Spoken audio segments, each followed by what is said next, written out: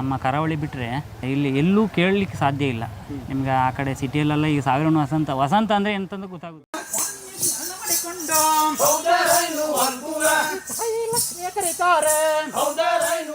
ಇವತ್ತಿನ ನಮ್ಮ ವಿಡಿಯೋ ಕರಾವಳಿಯ ಭಾಗದಲ್ಲಿ ನಶಿಸಿ ಹೋಗ್ತಾ ಇರೋ ಸಾವಿರ ಹಣ್ಣಿನ ವಸಂತದ ಬಗ್ಗೆ.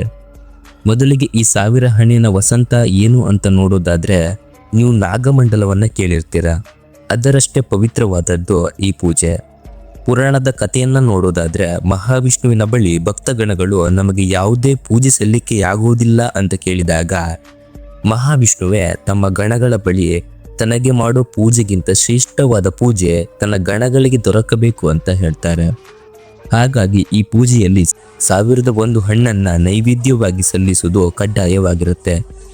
1001 ಹಣ್ಣನ್ನ ಇಡೋದ್ರಿಂದ ಕಾಲಭೈರವನೇ 1000 ಗಣಗಳನ್ನ ಕರೆತರ್ತಾನೆ, ಹಾಗೆ ಆ ನೈವೇದ್ಯಗಳನ್ನ ಸ್ವೀಕಾರ ಮಾಡ್ತಾನೆ ಅನ್ನೋದು ಪ್ರತೀತಿ.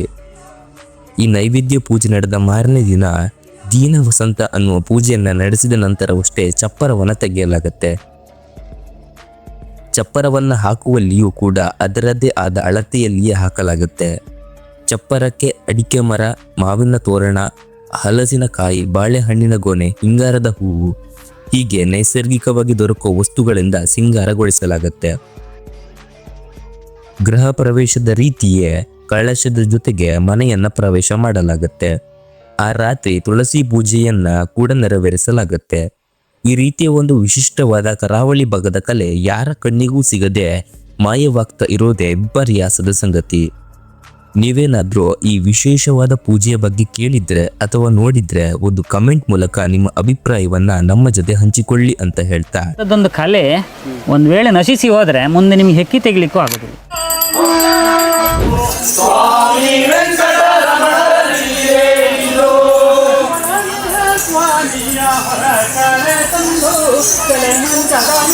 ಕುಳಿತಿರಲು